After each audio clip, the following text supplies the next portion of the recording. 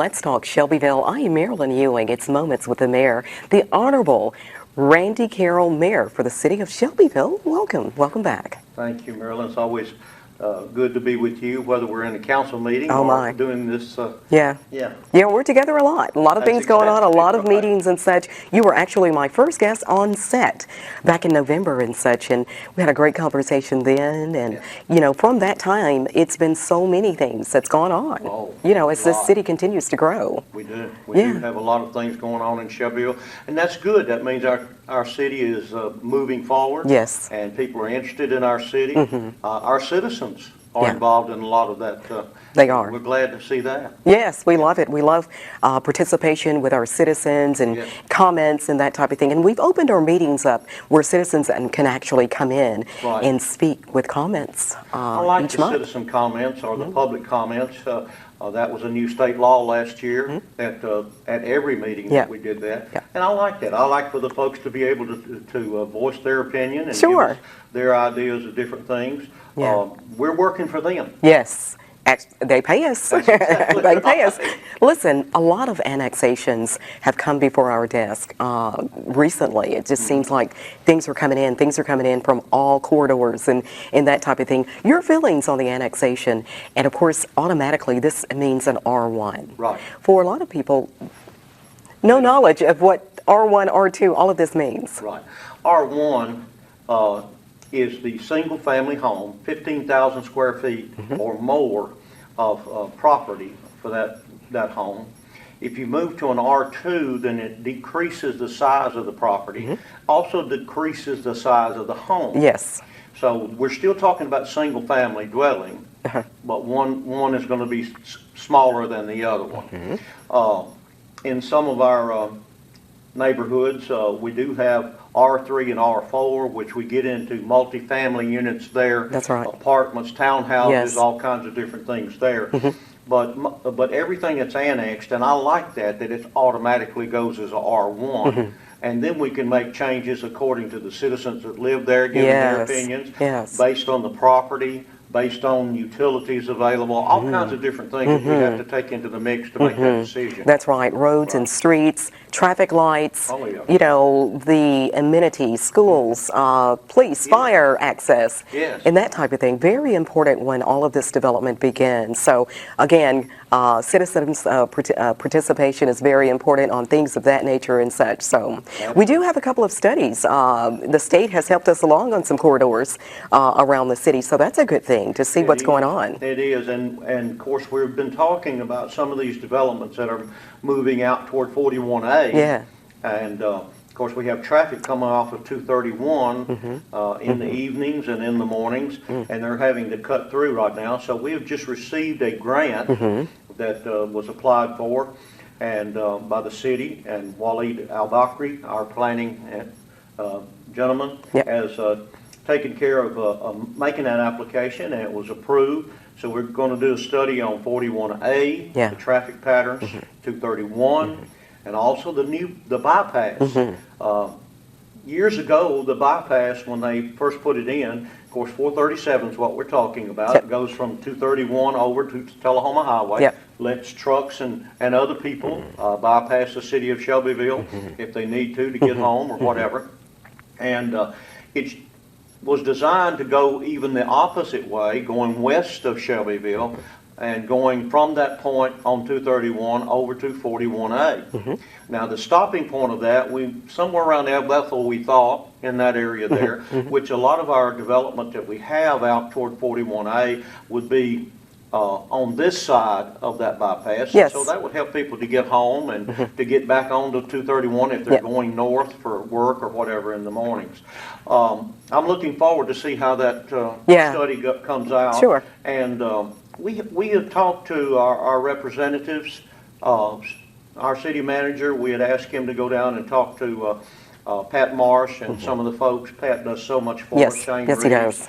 And we are looking at trying to widen roads if we can, because traffic is another thing. Yes. Not only, Yeah. you know, the schools and things we were talking about, but the traffic is a big thing. It is. It really is. Of course, during drive times, peak drive times, morning drive, afternoon drive, Right. it's getting more and more congested. Right. So it's kind of like, how do you handle this? It's like a juggling thing here. Right. You know, all of the businesses coming in, people moving in and such, that means more traffic. So, And Shelbyville, North Main Street, Madison Street, 41A and 231, I mean, they are really crowded at certain yes. times of the day. Yes. Yes.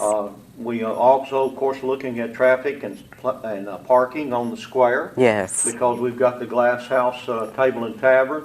Hope's is doing a renovation They on are. their facade They are. right now. They are. And we appreciate those folks doing that. We had given some facade grants to some of our merchants up there. And boy, did they use them. They did Yeah, well. It looks good. Yeah. New awnings and new paint. They really look good. They did a good job, and each one was given a certain amount of money they had to match.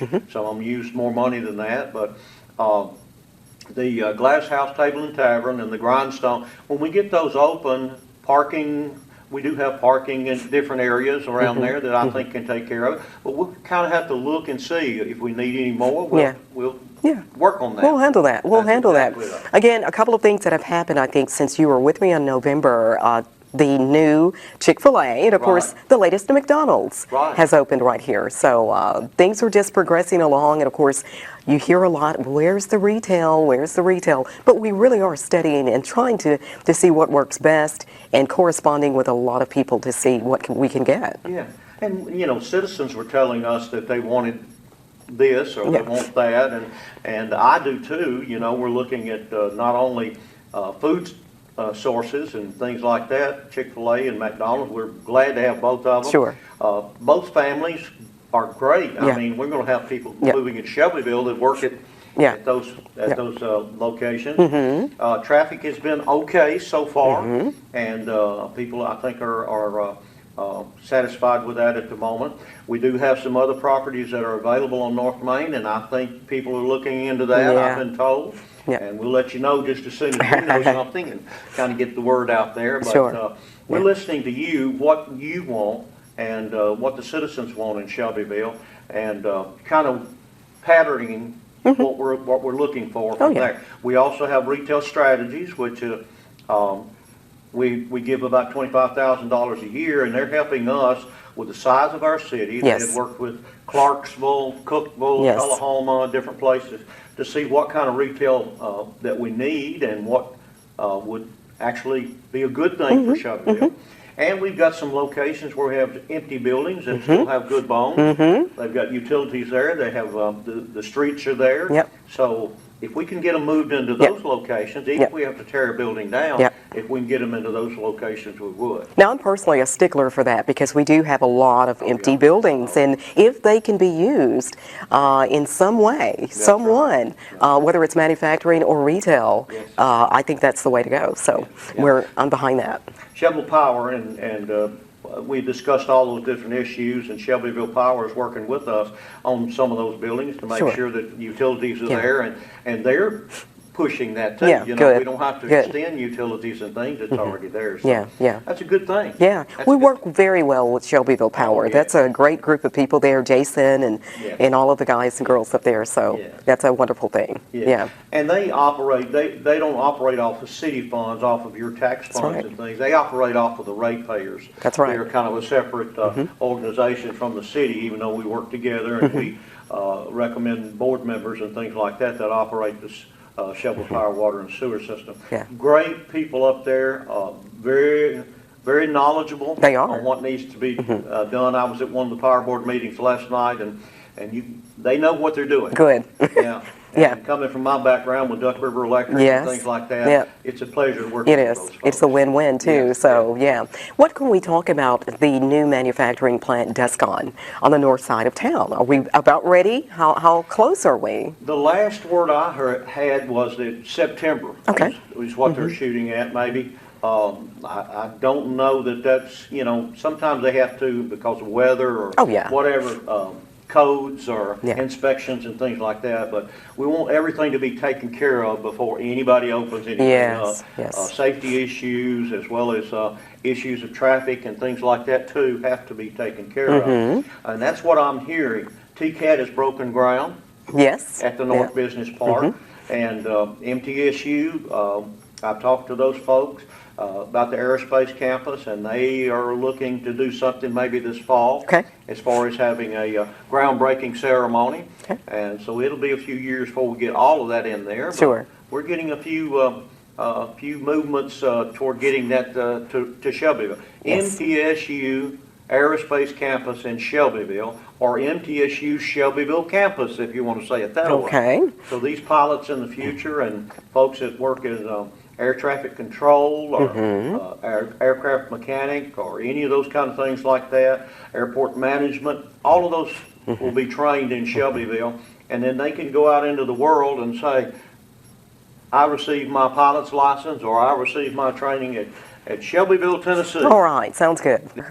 Also, Tennessee Downs, we want to mention them as well. Jeremy Carpenter will be a guest on the show in the very near future. Good. So he is actually just continuously working out there in that 231 North as well. So he's got a couple of showrooms we're going to be at. So it's going to be very nice here. So I don't want to forget Tennessee Downs when we talk about all of the wonderful things that is going on. Jeremy's a nice fella. I enjoy talking to him, and he's got a background in automobiles. Yes, he does. Those kind of things. His dad does too. Yeah. And so I think they were from Indianapolis, Indiana originally.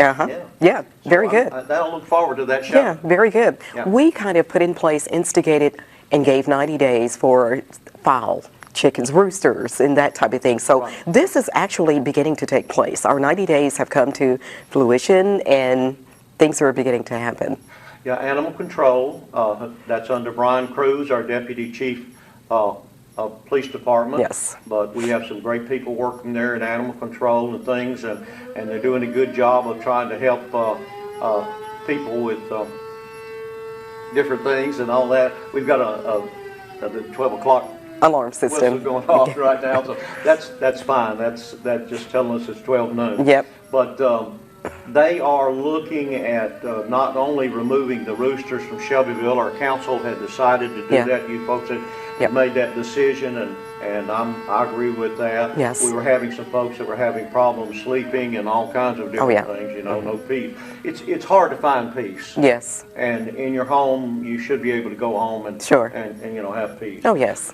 We had some issues. We're talking about the mistreatment or the treatment of other animals, dogs, and even poultry that needed some place to stay and not running wild and things like that. So 90 days is up, so everybody, if you would, just look at what you've got there, and if you need to do something to get within that code requirement, please do it for us, and that way we won't bother you. We won't be the bad guys. We don't want to be the bad guys. Yeah.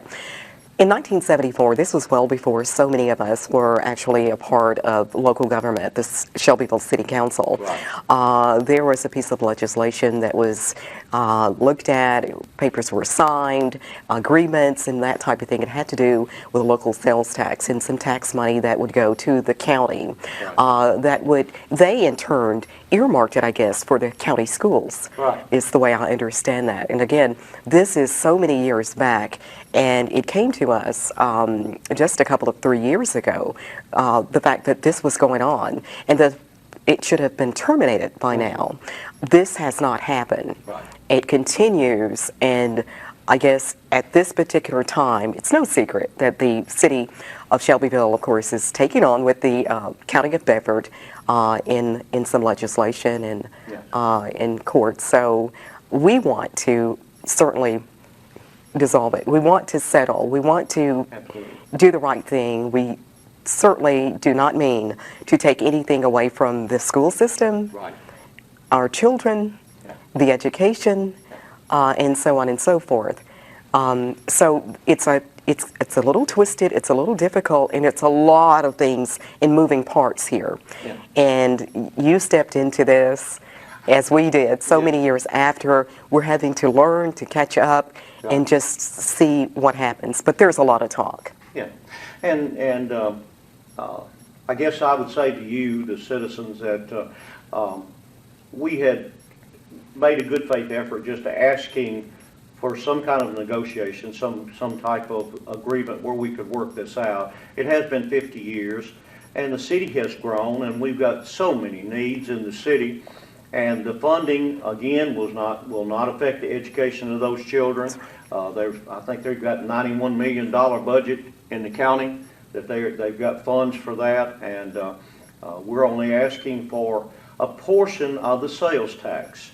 I won't get into detail other than 7% of your sales tax on items that you buy is for the state. 2.75 is the local tax. Of that tax, only 0.375% is what we're talking about in this negotiation or agreement.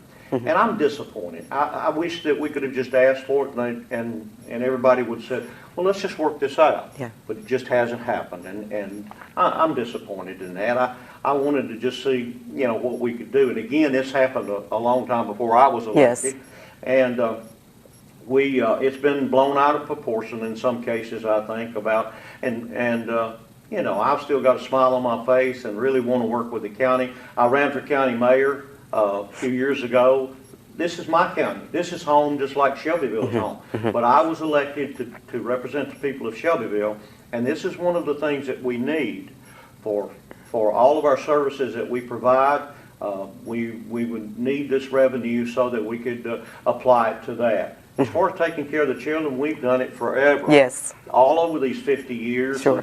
Our police department has been there for all the schools in the city. Our fire department has been there. The city of planning codes, we have to do the streets and roads and all That's those right. kind of things to get in there. Safety is a big issue. We want those children to be taken care of. We want them to have a good education. I believe in that with all my heart, to educate the children and give them opportunity for the future. So we're still working through that. I know some of the things that go out in the media, disheartening for me. Again, I'm disappointed that we couldn't just work it out between each other. But I haven't given up on that.